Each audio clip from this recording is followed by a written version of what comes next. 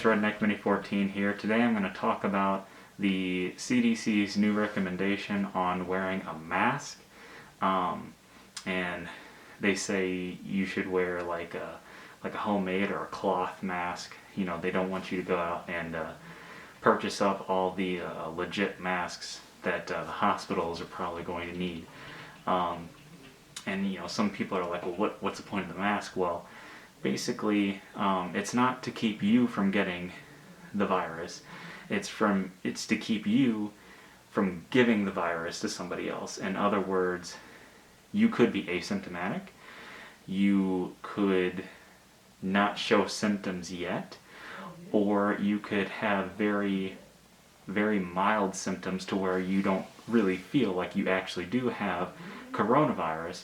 So if you have allergies and you're sneezing and you're coughing and you are sending out all these droplets everywhere, and you know, wiping your nose and sticking your hand on something, the whole point of the mask is to kind of keep it all contained in this area, as opposed to it just being sprayed out and put on other surfaces for other people to contract the virus.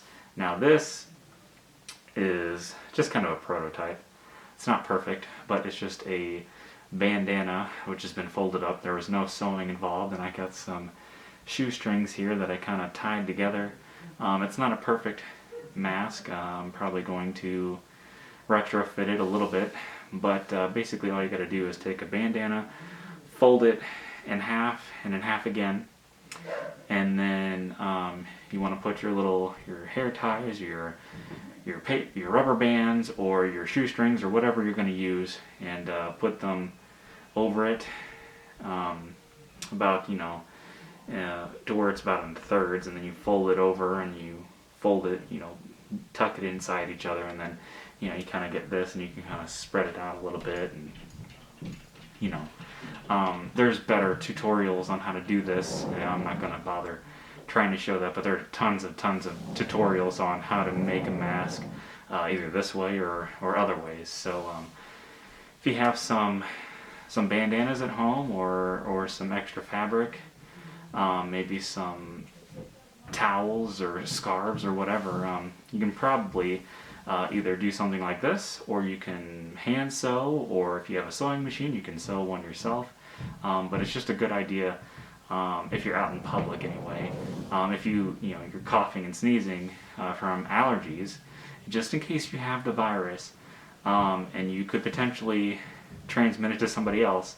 Like I said, you could be asymptomatic. You may have the virus and never know it.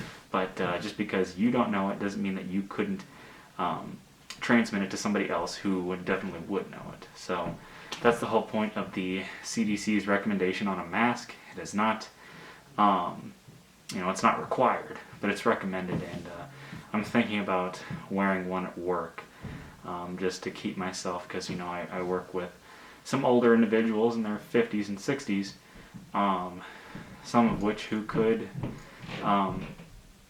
get really sick from this virus if I or somebody else were to give it to them. So I'm just trying to do my part, and hope some of you out there will also do your part and consider wearing a mask when in public, whether it's the grocery store, going to the bank, going to the hardware store.